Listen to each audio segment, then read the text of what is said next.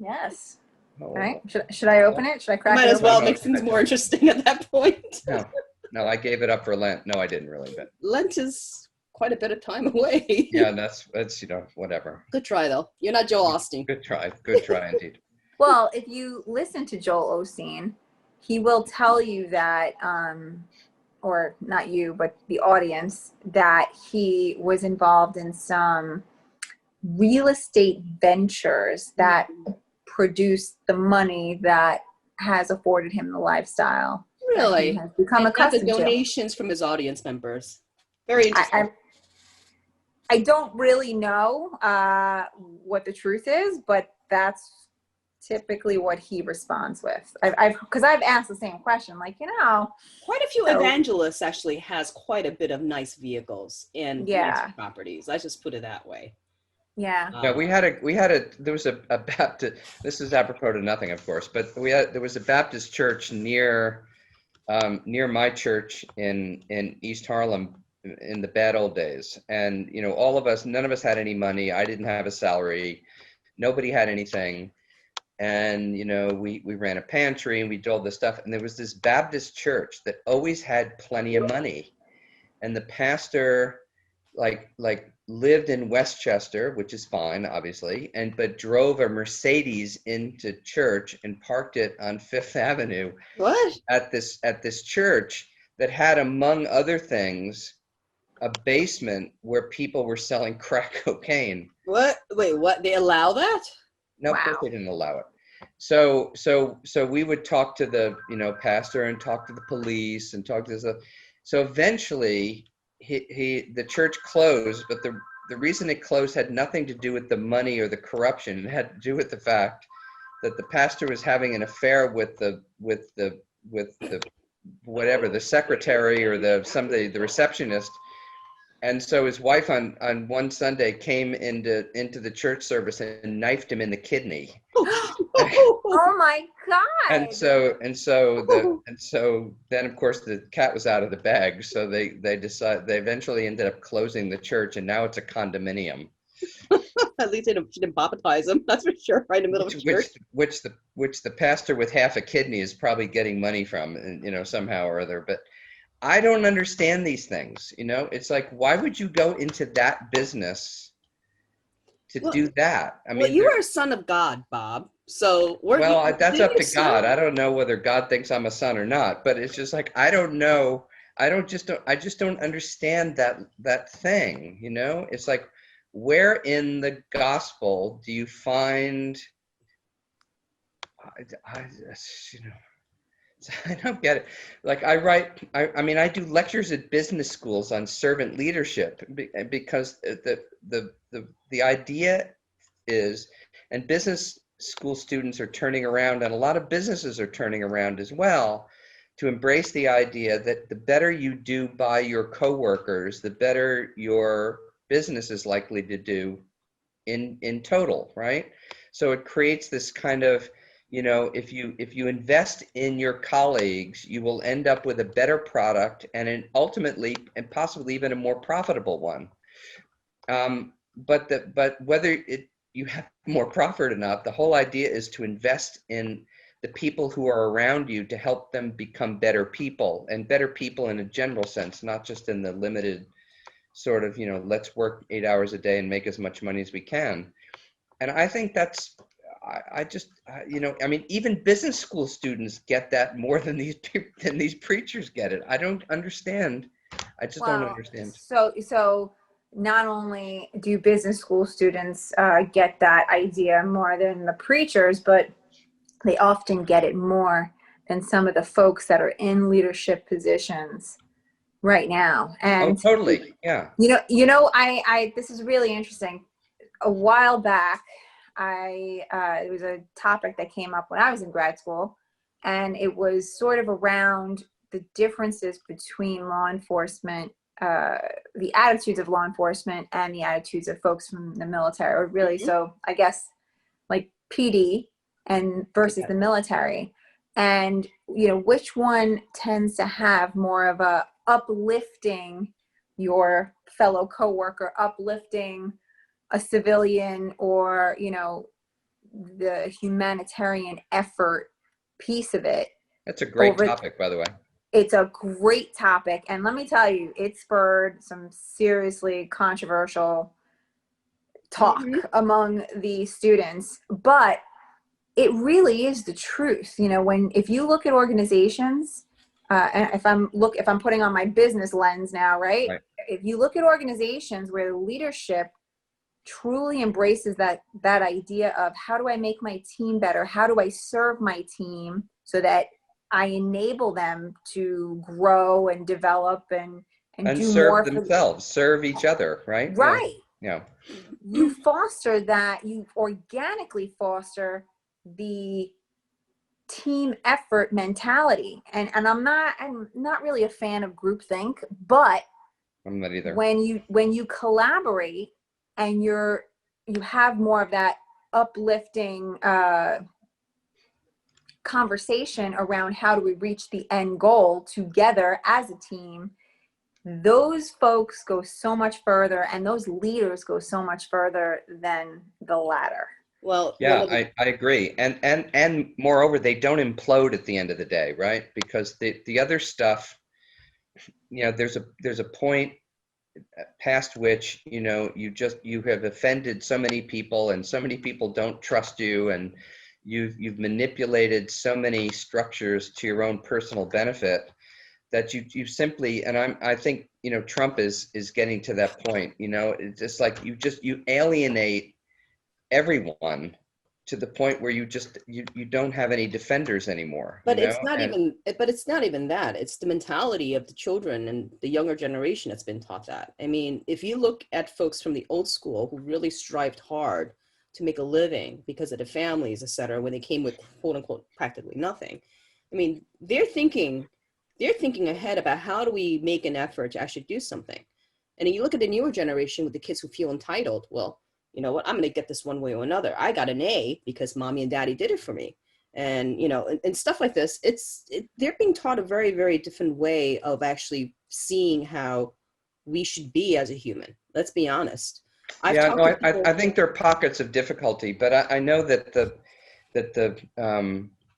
you know, we have this center, the Servant Leadership Center at Georgia Tech in the business school. And, you know, there are a lot of really cynical business students, in part because they're taught to be cynical, right? Yeah. So they're sort of like, and, you know, when I go to talk to them in these auditoriums, and I'm fine on my feet, and I can handle people's criticism, and I can certainly handle their cynicism.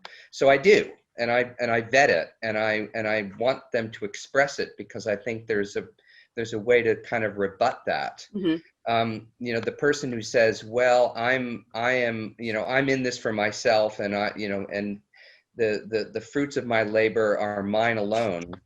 And I said, well, you know, you are sitting in a room full of people who, many of whom will stay in Atlanta, and you will see them over and over in your life, and they will know what it is that you're up to, and they're not going to support it. They're not going to enable that. And then we get people saying, yeah, you know, we need to do more than just make money. Like the world is in trouble. We you know, we need a broader portfolio. We need to engage each other and our constituents. We need to give back, as the old sort of cliche, mm-hmm. but that's a lot of what they're talking about. And I find it really interesting. I mean, I get more of that sentiment than I do in talking to like liberal arts majors, or because these people know how the world works, right? So when they say that they want to put their energy towards a modified set of objectives, they actually know what they're talking about. It's not merely rhetorical. It's you know, it's practical, because they've been trained to know how things work. What are the logistics of things, and how do you make those logistics work to a larger purpose? So I trust them a lot. And that's a rare breed, by the way. Huh? It's a rare breed, though. Yeah, but I think that it's becoming less rare, because it's becoming clearer to more people who are training for leadership roles, Mhm. of just what the heaviness of the impediment load that they're encountering as they go through their careers. You know, So there's just there are definitely a number of thought leaders that talk about trust quite a bit, right? Mhm. So whether you're looking at it from the sales perspective, um, you know, customers buy from people they trust. Mhm. When Mhm. you're talking about it from the organizational standpoint, employees work for managers that they, or work best for managers that they trust. So you're right. I think trust has a lot to do with it. Yes. And you know, when you're trying to communicate any message, um, if the people that you're communicating to don't trust that you've done the homework and you know what you're talking about and all of that, it's a lot harder to make that point or drive that point home. So if you need to make change within an organization or within a country or whatever, and you say, oh, I have the answer. If we do it this way, we'll get better results. If people don't trust you, then you can have the right answer, but they're going to be looking elsewhere. And, you know, I'm sure at some level, every leader in all facets have dealt with that. How do I get people to trust me and believe me when I say I know what I'm talking about? So, right, and you know, what happened in business, and probably is still happening. I mean, men, you know, would know better than I don't I. know, But but try maybe, or I'm a good faker. oh, okay, well, I'm that definitely works too. But you know, but there was this move that kind of like brutalized corporate sectors, right? So what you had is you had a CEO, and you had a tiny leadership team, and then a board that was essentially working at cross purposes with the well-being of employees, Mhm. right? That, you know, that they were merely conduits to some goal, which was, you know, enriching the senior management and the board and the investors, you know, if it was a public corporation. And so now people are beginning to realize slowly, I think. I don't think um, this is a huge rush, but I think people are slowly realizing that we're at an end game when it comes to that way of an organizing principle. And I think the military is realizing it as well. Um, I Lisa, I'd be really interested at some point to talk to you at length about, you know, how you parsed out the military policing thing, because I think that's oh, super. I'm not going to divulge my my final assessment of that review. I'll tell you privately for sure. No, that's what I meant. Yeah, no, that's Yeah, fine. yeah, yeah. But you know, because my experience, you know, having lectured at West Point, and the Naval Academy, and taken mostly women interns from West Point, and done a lot with military because I'm comfortable with it. But I find the military conversations much in their own way much more humane Mhm. than a lot of the policing conversations, but also even more than the NGO conversations. You know, I mean, there's an open-endedness that that the military brass um, still tends to cultivate, that doesn't, you know, like I trust the Pentagon at this point more than I trust the Trump administration, just mostly not because they're right all the time, and not because I like military buildups and weapons and all this shit, because I don't, but because there's more air breathing through the Pentagon than there is through the White House at this point. You know, there's just more air. Their conversations are more open-ended. I have them with them all the time. They're much less frustrating than the civilian conversations. So it's really it's interesting. And the police are more likely to, you know, just kind of continually close ranks, close ranks, close ranks, close ranks, right? Um, and there's some departments that you know, the Houston Police Department has a reputation for sort of community outreach and airing things out and stuff like that. But certainly not the New York City Police Department. Well, with all the recent unrest that's happening, I'm not sure how things can get better. Well, I don't know that they can, because we're insisting on a level of competence from policing that they essentially weren't trained for, right? So we're throwing a lot of people into situations that are unnerving, and for which their competence is stretched beyond whatever exists, and that's a recipe for disaster in certain respects. I mean, we And don't. I've heard somebody bring up the idea of, let's look at law enforcement in a part of the world where it's working really, really well. Mm-hmm. And why can't we sort of emulate them and see what kind of results we get? And I know culture obviously is a big factor in all of that, but to that point, there was a video going around of, I couldn't tell you the country, but it was some European country that demonstrated a much more peaceful de-escalation process than some of the stuff you might see on mainstream media. And there's all different versions of every story, and I'm not saying I'm swaying from one side to the other, because I'm not. But when you see an example of a highly charged situation and a really positive de-escalation process, then it exists, it's possible. So when we say, well, I don't know how we'll get to a better situation, there's a way. There's absolutely a way. And I'm sure someone will, come up with, or maybe a few people will come up with some solutions.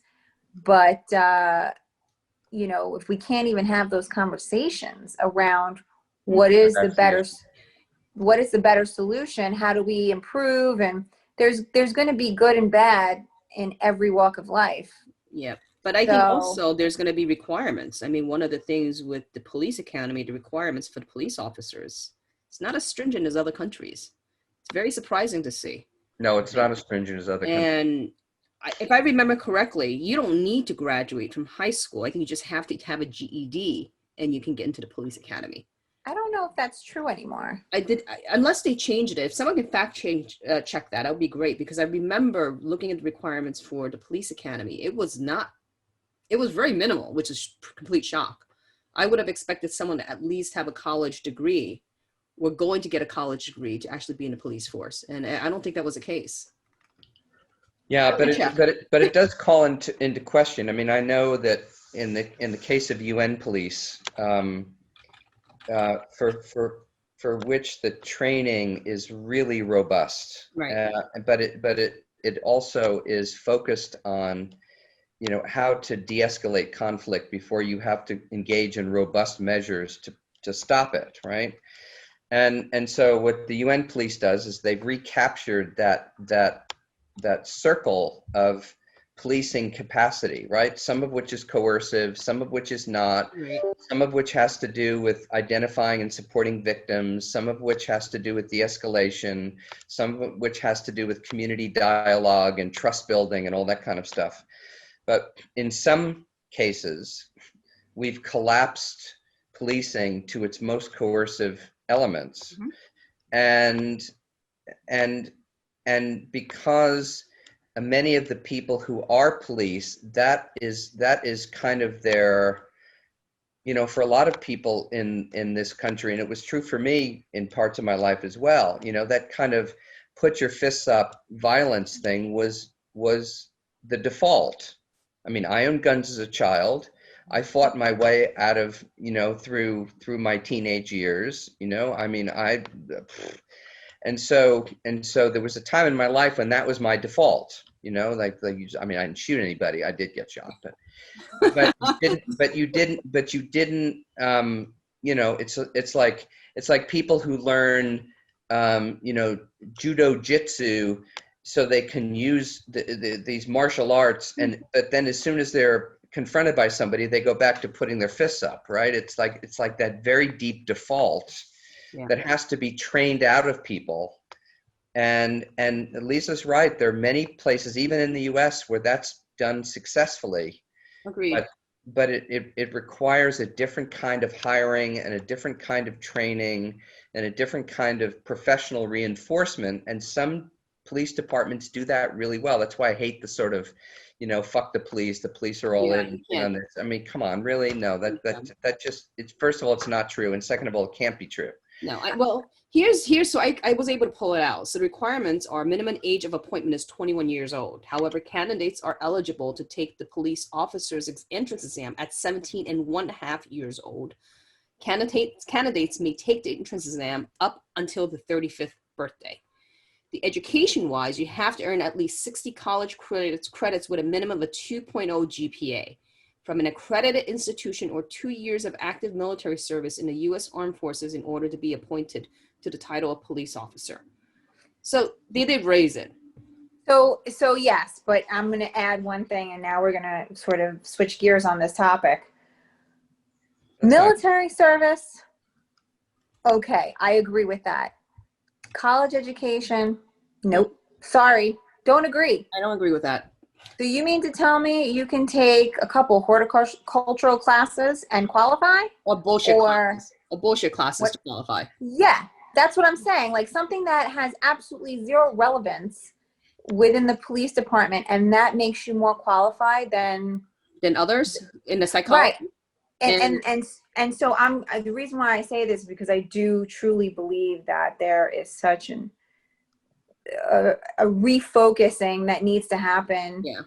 Maybe globally, but certainly in this country, where there needs to be more training, less BS degrees or BA. Hey, I resent that. I'm kidding. Listen, I love school. I absolutely love school. I would be a lifetime student if I could afford it, but you're a better person than I am. But that's because I actually enjoy it, and I like to sort of pick and choose the subjects that I study. Sure, yeah. But when you force somebody just to pass a class, and that's going to qualify them for anything, I agree. It is a huge shift in mindset needs to happen. Yeah, and especially that thing, Elisa, because the implications of that thing are very serious for communities. Exactly my point. I mean, this is not driving an ice cream truck, Exactly. So before we continue, here's how they do the hiring process. The hiring process requires that the following steps must be successfully completed: a written entrance exam. Candidates must pass a written examination offered by the department in order to move forward in the hiring process. A medical exam, written and oral psychological exams, which we know can be faked. Personally, because I've seen that. Background character investigation. I know from my own training how much that can be fake. Oh yeah, big time. And in job standards, candidates must finish this continuous physical test in 4 minutes and 28 seconds to pass. The test includes sprinting 50 yards and surmounting a barrier, climbing stairs, demonstrating the ability to physically restrain someone, running in pursuit, dragging a 175-pound mannequin 35 feet to simulate a rescue, and pulling the trigger of an unloaded firearm multiple times. In addition, candidates must require to pass a drug and alcohol screening. I don't know about this whole psychological and oral exam here. Well, this is a qualifier. Well, I mean, I think it's important to do that, but what they're proposing, I mean, I've seen those questions, and they're just not very probing, Well, but so what about the idea that, okay, so now you passed it, now you got in. Is there any maintenance and follow-up on some of those psychological exams? And what does that look like? There is really no mandatory continuing education around the mental well-being or maintaining your mental well-being. And the reason why we know this is because we've done our research. We've asked multiple law enforcement officers on if they needed mental help or any kind of resources, where would they go? And we followed up with the ones that actually had any answer, any response to it on some of the services that were offered, and got almost nowhere. There was maybe a handful of people that knew exactly what to do if they needed help, if they needed any kind of guidance or advice was feeling stressed out, needed a break, whatever it was. So if you don't have the means or the education around how to support the folks in law enforcement, and then you're going to criticize them at the same time, well, I don't think it's them that are failing at their jobs. Also the system. No, I quite agree. And that goes for battlefield trauma, and that goes for first responders, and that goes for nurses and COVID hospitals and all of this, right? I mean, our neighbor is teenagers. You're doing EMT. They're EMTs. And think about the trauma they're just seeing at that age as a teenager. You know, going to a crash site and seeing a person, if they're not lucky, someone's dead. I mean, that's pretty traumatic for a little teenager. You know, not having that kind of mental wellness and someone being there specifically to talk to them about that. Yeah, and so the ascriptions of importance are mostly all rhetorical, right? So we don't have, so we ascribe importance to these people, but we treat them like Amazon delivery people, right? I mean, there's no investment. Not that there's anything wrong with Amazon delivery people. No. Thank you very much to the folks in Westport. I appreciate all my packages being delivered on time. No, I'm sure you do, dear. But right to inside your house. But the fact, well, I don't get any packages, so I'm good to go. But it wasn't denigrating the Amazon delivery people. It was just, there's no trauma for the most part that is associated with that activity. But there is trauma associated with all the activities that we deem important, but there's no, it's like putting a pink ribbon on your car and that's your support for the troops kind of thing, right? I mean, we don't have a kind of engagement process where we are looking out for the well-being of the people. And that's a trust deficit on our end, not on the end of law enforcement, right? So let me throw this out there. In an ideal situation, what would you propose would be a good way or a method that can help, the first responders, the police department, the law enforcement, the military folks, especially those who actually seen trauma, to actually, give them help that they need. I mean, they've talked of the VA for the veterans, the vets, but what about the others that are doing this? I mean, well, there are some people who, I think there are a lot more people who would be willing to volunteer to, people with counseling backgrounds and medical backgrounds and, other backgrounds that would be willing to contribute to a process if A, there was a structure for it, and B, that that now those people, those responders would actually agree to submit themselves to that kind of a process, to admit that they actually have a problem that somebody from the outside might be able to help them address. This is part of the culture of law enforcement, in my experience. Not all law enforcement, not every precinct, not every police department by any means, but there is a kind of a culture that that your job is to kind of suck it up. Yeah. And so when people get near or past the breaking point, they're still trying to suck it up, even when their behavior suggests that they have some real trauma that they need to deal with. And that divide is going to have to be mediated, I think, by political leadership. And political leadership is not. I'm sorry, I'm laughing at that one. No. They haven't shown themselves up to that task. I mean, and in many cities, it's not even clear that the mayor and not the police commissioner are running the city. Well, so, and that's true in New York. Yeah. Go ahead. No, I'm done. So you're making a really good point, but to further that point, this is something that didn't just start yesterday. We're seeing a lot of attention on the news about it. This isn't a new problem for 2020. No, it's not. There's been a demand around mental health, mental wellness, and the education or the need for education and support around those topics within law enforcement and military for many, many, many years. Mhm. So, to your point, again, there's some leaders, let's say, that might experience less activity, negative activity as a result of those issues. And you might look at them at a glance and say, oh, well, they're successful, and there shouldn't be a problem. Or you can look at it and say, well, what is it that they're doing that makes them successful? Is there something they're doing? Are they just lucky? Is there some other extenuating circumstances? There's no real business analytics, and I'll use the term business analytics, around what makes an organization successful for that aspect of the job qualifications versus another that is less successful. So where does the problem lie? Where is the roadblock? Is it the mayor? Is it the commissioner? Is it some extenuating circumstances? But if this has been going on for many, many years, the fact that that sort of analysis hasn't been done enough to find a solution by now, that's what I'd like to know. Why is that the case? Well, the other assessment is everybody's very quick to put blame somewhere else. So everybody's trying to run away from the blame. So instead of running from the blame.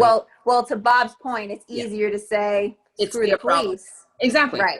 Right. So maybe the thing is not to run away from the blame and say, hey, look, guys, we fucked up somewhere here. Why don't we just forget about all this stuff, forget about the blame, and let's figure out the root of the problem? And I think people just got to take ownership of that. It's an ego thing, and you see that in these various groups, even in security. I mean, we have these egos. People just got to suck it up and say, hey, look, forget about the blame. How do we fix this? And I think this is the unrest that's out there. I don't know if it's defunding the police, whatever it is. We need the police, end of it. But the thing is, the system's got to change in a way that benefits both the public and also the law enforcement side. And we're not seeing that. And no one's willing to sit at the table to negotiate that and forget about the blame and just say, how do we fix the problem? And that's, I think, the eminent problem that's here right now, where there's that whole lack of trust because no one's willing to suck it up and sit down and talk about it and figure out a way to fix the problem. Agreed. Yeah, when we throw stuff around like defunding, which doesn't make sense. Well, I mean, it doesn't explain anything, right? So and on the other side, when we sort of we turn protesters into terrorists, and we throw words like Antifa around, which doesn't even a thing. It doesn't even exist. It's just something somewhere.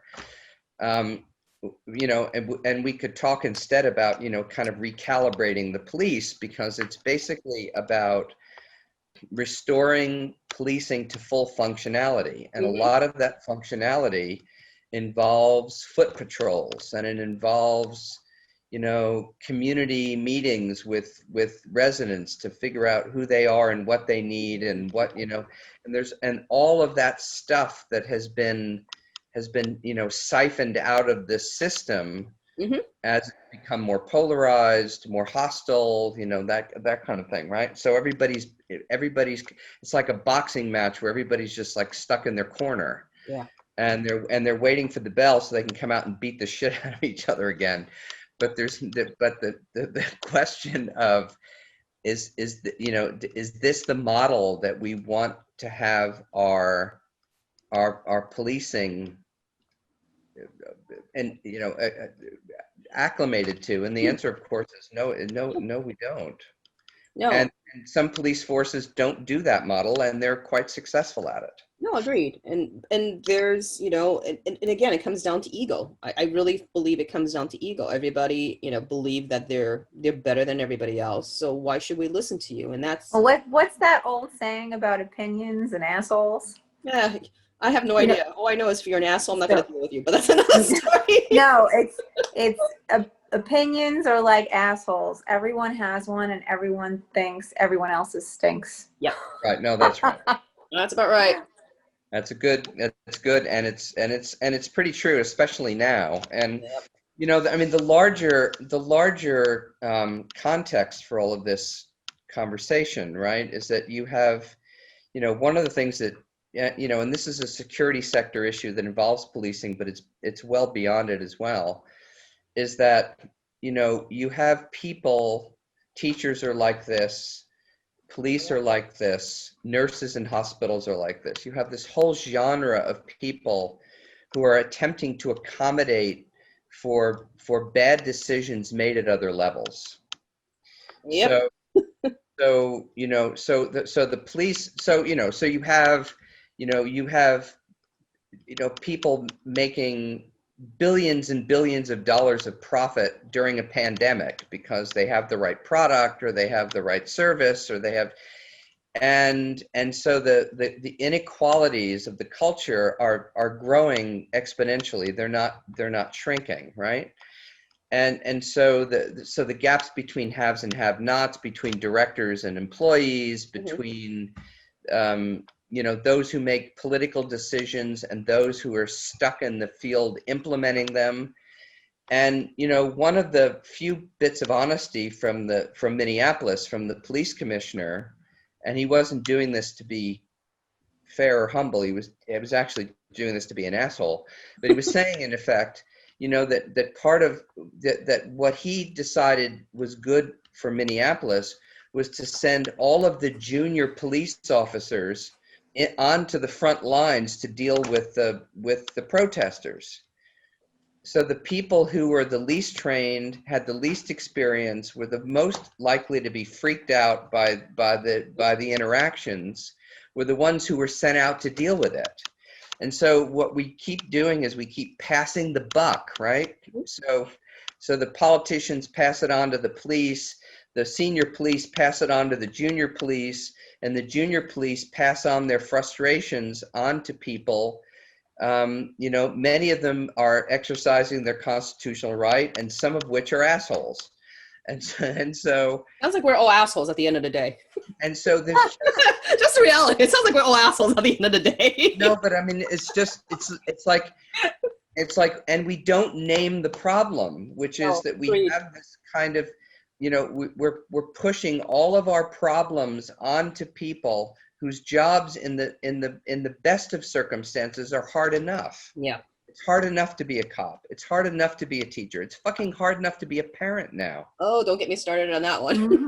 No. But I mean, the point is, we keep passing.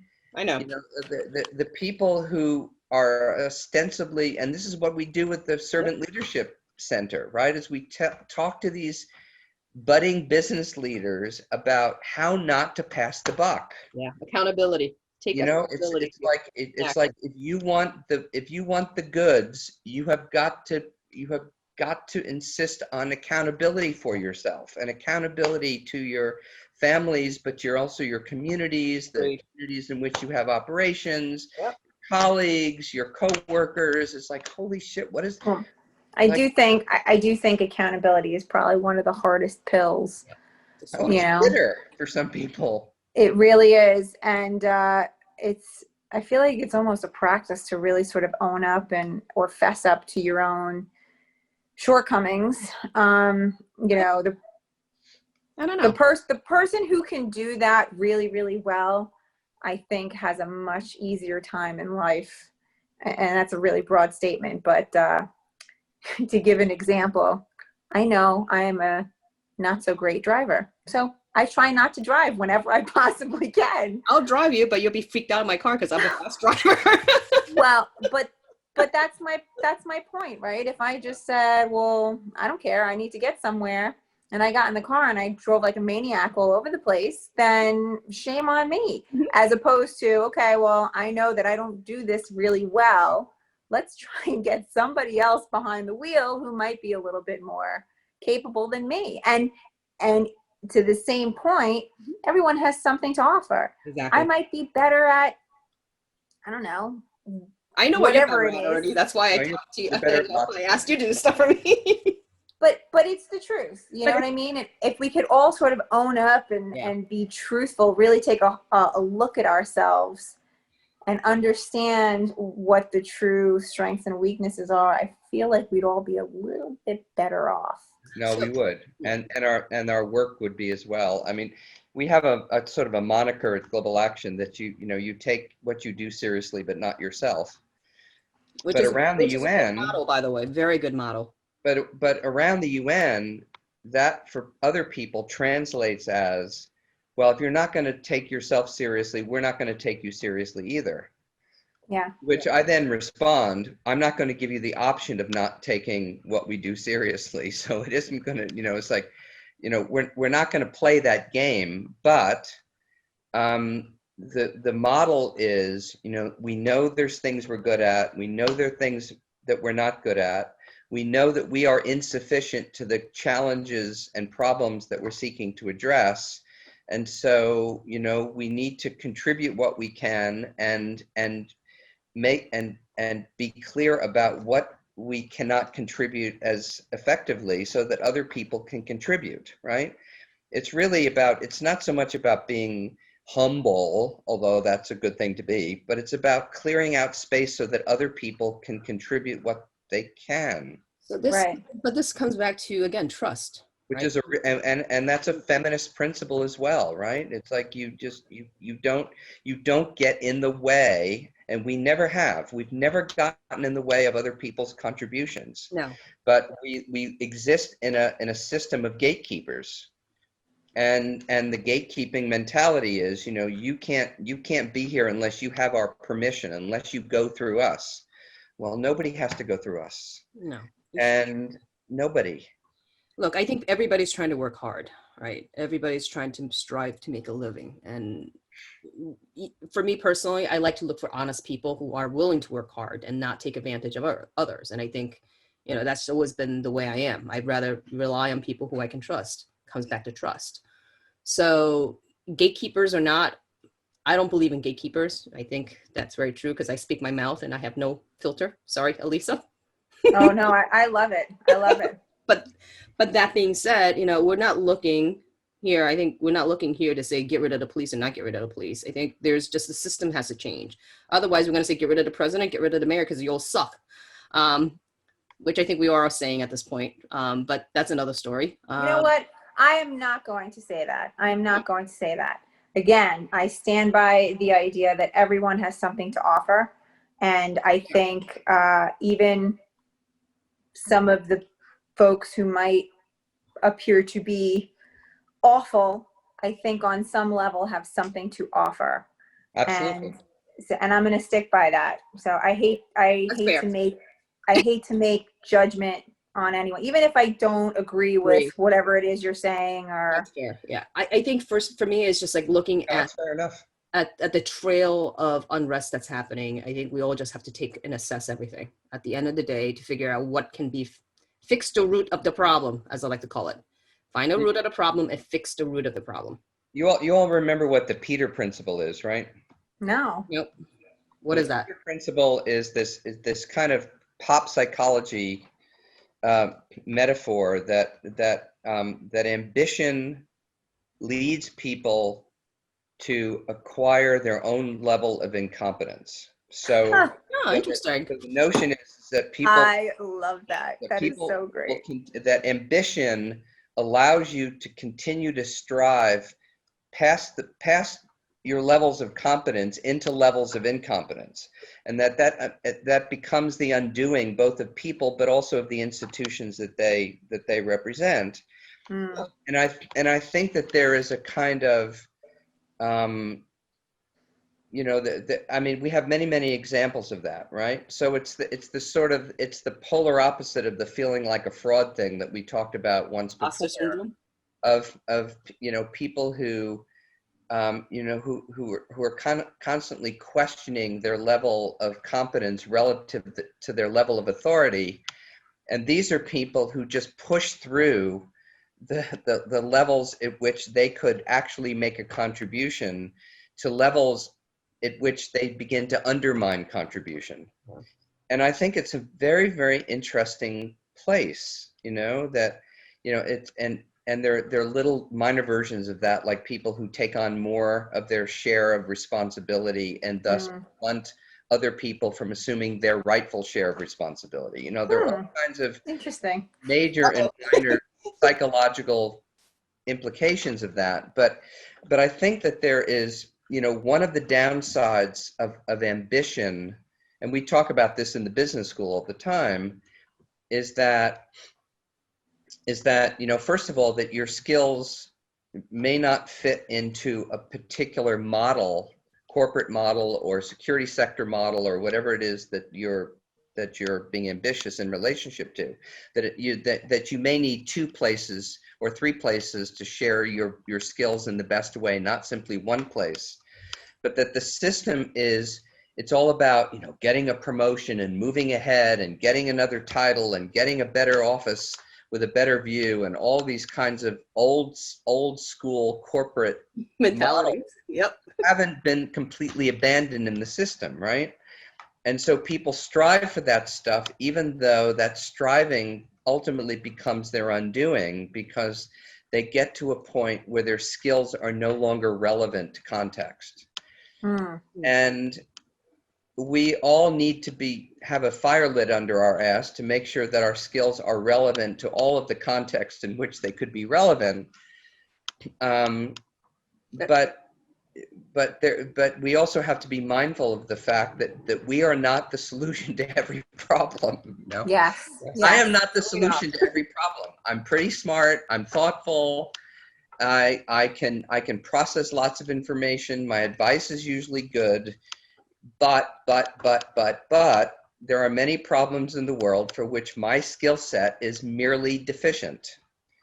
And But your overall success is reliant on the fact that you can identify where your skill set begins and ends, and how able you are, willing you are to connect with someone that complements that skill set and continue progress forward. right, but that was not an embryonic development for me. I fucked that up many times. And the reason Who has that ability right out of the gate? I don't know, but I didn't. I don't think anybody. Well, Yeah, I that's think definitely takes, for sure. it takes a lot of time to really but darling, know that skill I set. love you to death, but this is not about being out of the starting gate. This is like being you know, in the quarter pole, you know, getting to the halfway point in the race. So let me help you out then. You find Well past the Bob starting who's gate. going to tell you the truth and tell you to go fuck off because you're an idiot. How about that? No. I am an idiot, and fuck off. No, that's not what I said. But the point is that these are all, and I say this to the business students, you know, is like you have to keep track of your learning curve and be honest with yourself about how far you still need to go. And, you know, I told you this at the UN. I mean, you know, one of the biggest problems that we had with WISE was finding senior women to mentor junior women, because they wouldn't do it. And so who mentored them? Me and other, you know, other people who kind of volunteered. Well, fair enough. But what people need reminders of all the time is that they are like we all are, a work in progress, right? We're all a work in progress. Agreed. That was well said, and probably a good note to end on, because we are just past 6 o'clock. Yes.